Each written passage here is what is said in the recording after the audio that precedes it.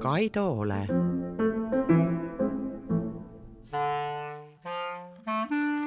Kaido Ole on nagu hambapastatuub.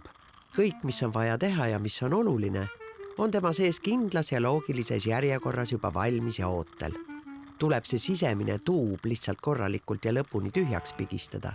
Seda Ole ka teeb.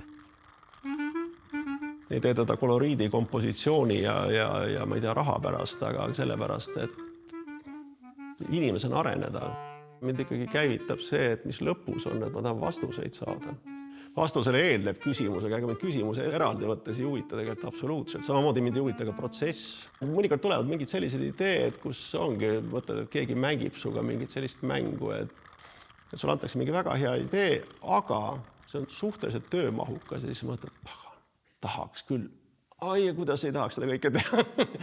Aga siis, aga see on väga hea idee. No, hakkad tegema või hakkasin? No okei, ma hakkan tegema.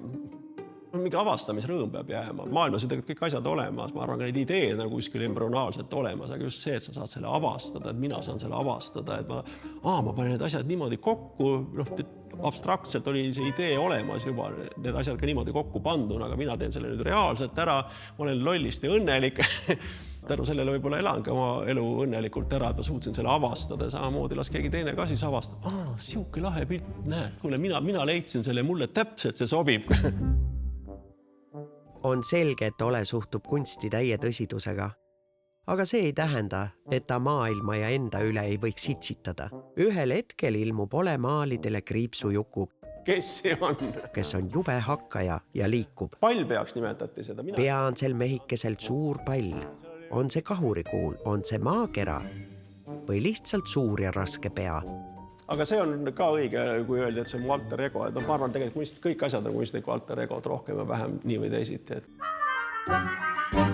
Olele meeldib maalida iseennast.